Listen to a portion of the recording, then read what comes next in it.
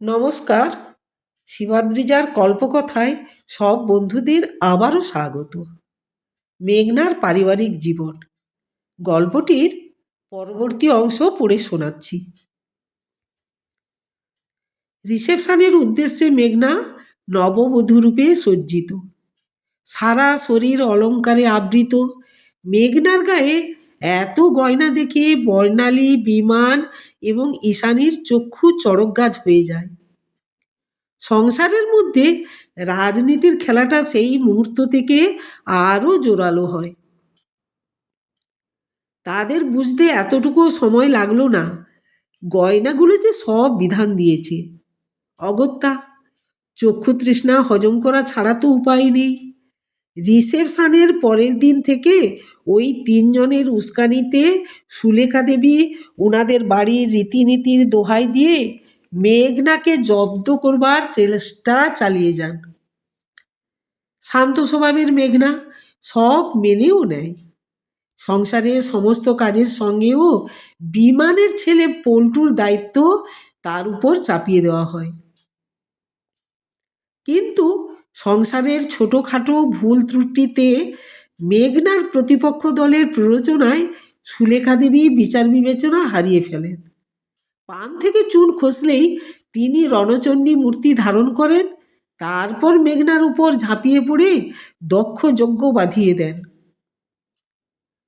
আর শান্তিপ্রিয় মানুষ বিধান এই ব্যাপারগুলো যেমন সহ্য করতে পারে না, আবার মায়ের বিপক্ষেও কিছু বলার সাহস পায় না।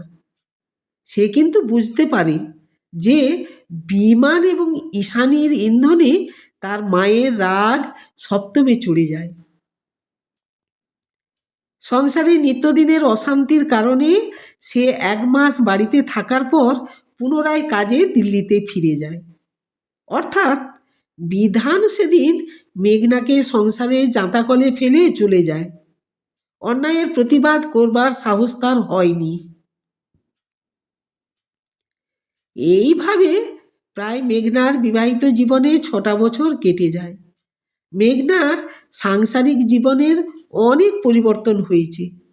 তার কোলে এসেছে বল্টু, তার একমাত্র সন্তান।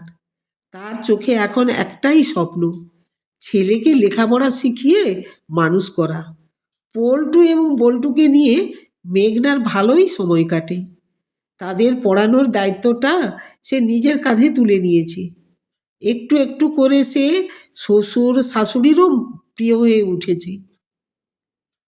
একদিন এক সকালে বিধান কোনো খবর না দিয়ে হঠাৎ বাড়িতে উপস্থিত হয়। তাকে যথেষ্ট অসুস্থ এবং বিধ্বস্ত দেখাচ্ছে। চেহারার অনেক অবনতি হয়েছে। মেঘনা বিধানের কাছে গিয়ে নিচু স্বরে তাকে জিজ্ঞাসা করে, কি গো, তোমাকে এত রুগ্ন দেখাচ্ছে কেন? তোমার কি শরীর ভালো নেই? বিধান ধীর স্বরে উত্তর দেয়, প্রায় 1 মাস ধরে আমার জ্বর হয়েছে, কিছুতেই সারছে না। আর মুখের ভিতরে ছাড়াও শরীরের নিম্নাঙ্গে ঘা ছড়িয়েছে। পরদিন মেঘনা বিধানকে নিয়ে সদরে ডাক্তার দেখাতে যায়। ডাক্তারবাবু তাদের দুজনের সঙ্গে কথা বলার পর বিধানকে ব্লাড টেস্টের জন্য প্রেসক্রিপশন লিখে দেবেন। সেই সময় মেঘনা বলে, ডাক্তারবাবু, বিধানকে দেখে দিল্লির স্যার গঙ্গাধর জেনারেল হাসপাতালের ডাক্তারবাবু সব টেস্ট করিয়েছিলেন, কিন্তু রিপোর্টগুলো আর ওখানকার ডাক্তারবাবুকে না দেখিয়ে ও বাড়ি চলে এসেছে। সেই রিপোর্টগুলো আমাদের কাছে আছে। ডাক্তারবাবু রিপোর্টগুলো হাতে নেন। রিপোর্টগুলো দেখার পর তিনি বেশ খানিকক্ষণ গম্ভীর হয়ে থাকেন। তারপর ডাক্তারবাবু বলেন, তোমাদের দুজনকে ব্লাড টেস্টের জন্য লিখে দিচ্ছি এবং আরও কতগুলো এক্সট্রা পরীক্ষার জন্য লিখে দিলাম। মেঘনা তখন খুব আশ্চর্য হয়ে যায়। মনে মনে ভাবে, এ কী রে বাবা, এ আবার বিধানের কী রোগ হলো? আমার কোনো উপসর্গ না থাকা সত্ত্বেও ডাক্তারবাবু আমাকে কেন ব্লাড টেস্ট করতে লিখে দিলেন? উনার মাথা ঠিক আছে তো? 3 দিন পর তারা ডাক্তারবাবুর চেম্বারে যায়। যতগুলো টেস্টের জন্য ডাক্তারবাবু লিখে দিয়েছিলেন সবগুলো রিপোর্ট যথারীতি তারা নিয়ে উপস্থিত হয়।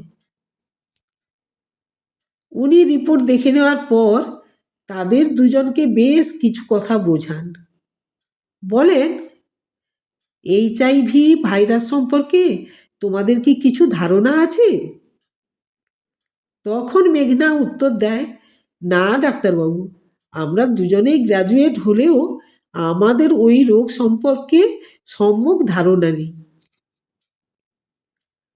ডাক্তারবাবু পুনরায় বলেন, এটি এমন একটি ভাইরাস যা মানবদেহের শরীরের কোষকে আক্রমণ করে, একজন ব্যক্তিকে অন্যান্য সংক্রমণ এবং রোগের জন্য বেশ ঝুঁকিপূর্ণ করে তোলে। পরিষ্কার ভাষায় তোমাদের আমি বলছি, এই ভাইরাসের কারণে মানুষের রোগ প্রতিরোধ ক্ষমতা ধ্বংস হয়ে যায়। আর এই ভাইরাস সাধারণত 3 ভাবে ছড়াতে পারে। তবে এই ভাইরাসের সংক্রমণের বেশিরভাগ ঘটনাই অসংরক্ষিত যৌন সংসর্গের কারণে ঘটে থাকে।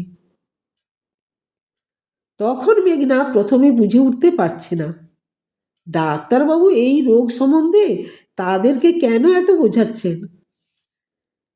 ডাক্তারবাবু আরও বলেন, HIV ভাইরাস সাধারণত বায়ু, জল, খাদ্য ছাড়াও সাধারণ স্পর্শেও ছড়ায় না।